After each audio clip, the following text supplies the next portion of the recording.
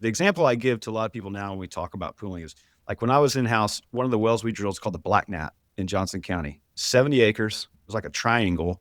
It had gotten left out of a trade in true Arrington fashion. He wanted to say, watch this, I'll drill it. I'll get It right in was, the it middle of was, it. it was like it was 90 degrees off orientation, perpendicular to how your wells are supposed to be stacked, 900 feet. And it was a BCF gas well. It was like one of the best wells we drilled in the basin. And the unit that we pooled was 69 acres, right? And so if you look at the stuff we're doing now out in the Delaware, I mean, it was 4 sections of land all in one wellbore, and you couldn't do it back then. And I know that the story of this multi-tract development, it's really a story of industry and the legal side of the house trying to keep pace with each other. And what you can do, we'll talk about that when we get to allocation wells, but like with EOG, it was really one of the EOG and Devon were the two leaders of the allocation well movement. It's because they had the technology that could go out so much further than what their lease allowed them or what conventional wisdom said allowed it. And they said, you know what, we're not going to strand resources. We're going to go get it. And it's just been cool to watch that progression. And then I'll probably get into a little bit too, you look right, we do a lot of stuff in New Mexico, and I personally do a lot of the compulsory pooling stuff. And you have whereas in Texas, you had this organic business industry came up with allocation wells and the way to do it. And there's no law, there's no court case, there's nothing. Yeah. In New Mexico, you got the exact opposite. Legislature. Very structured. Here's the rules. Super structured. Yeah. Yep. There's a repeatable process and by the book. And both of them work really, really well. So it's been cool. It's been cool. I guess it makes me old to say I've been doing it long enough to watch it change, Yeah. Well, that was kind of what was, made this an interesting topic for me is similarly, started doing a little work in South Louisiana. We're doing conventional wells, moved to Texas like a lot of landmen did in the mid 2000s. And, next thing you know, we're drilling horizontals and we're drilling big gas wells and, everything was 640 plus or minus 10 because we were working off a standard kind of producer's form. Then, and that's happening in East Texas. And then you go down to South Texas and, I don't have 50 leases in my unit. I've got one. And oh, by the way, it's not a producer's 88. It's an operating agreement. And I've got retained acreage and I've got all these abilities to, the structure of my agreements dictated what I could do and how I could develop. Then, flash forward 2015, 16, the Permian happens. And you got 100 players, fighting over the same acreage and technology advancing. I think you said it's like the law is always trying to catch up with technology. And, and then you start seeing, okay, now we've got everything held by production, but now I got to go to a deeper depth or I want to drill, additional unit wells, but I want to be able to drill them 3 miles long. How do I handle that?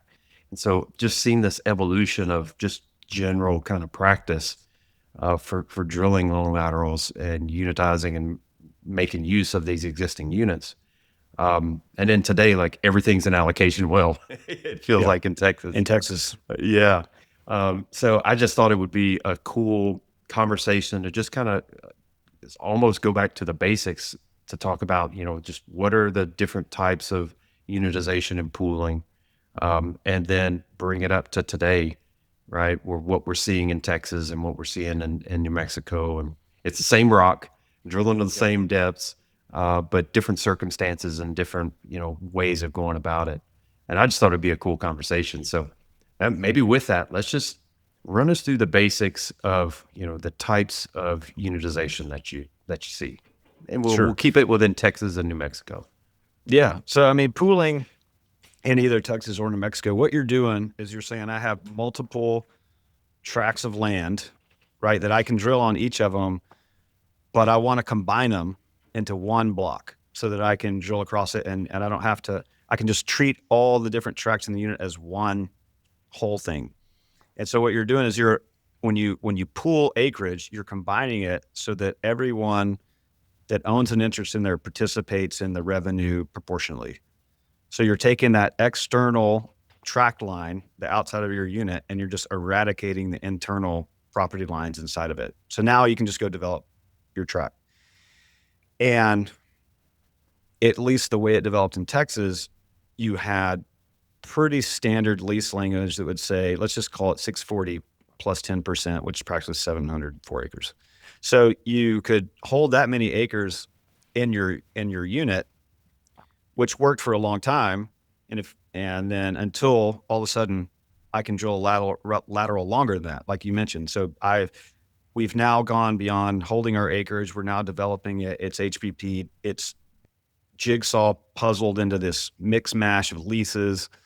And the lease won't allow me to drill across the line expressly, but there's nothing that really says I can't, because I have the right to drill on this side of the line. I have the right to drill on this side of the line. Why can't I drill across the line? That's essentially how we started moving past the pooling thing. So pooling, what it means is you're taking all the tracts within an outer perimeter and you're combining them together so that they participate proportionately.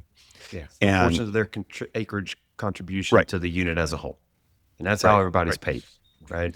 Right. And the reason why allocation wells took a long time to develop is there was a case, Montgomery versus Ritterbarker, I think is the name of the case, and that case said you're not allowed to pool someone's interest unless you have permission, right? So if I want to combine your tract and Khalil's tract, you have to agree that I can do that. Yeah. If I'm going to treat them as one unit. If you've got, well, okay. Like, are you talking about multiple units, or are you just talking about multiple tracts within a area, pre-unitization? Both. So, but it evolved as tracts together, right? Okay. So before I even pull my, unlike New Mexico, where you can go in and essentially force people to come into your unit, in Texas, it's a matter of contract. So someone has to give you permission to treat your tract within the unit as a proportionate share of the whole. Yeah. One of the ways that I first thought about this as a landman, I continue to think about it now, is what is pooling? It's anytime my interest is getting diluted. If my interest is getting diluted, then I have to give that authority to you to dilute it. And if I don't give it to you, you can't do it. And that really, for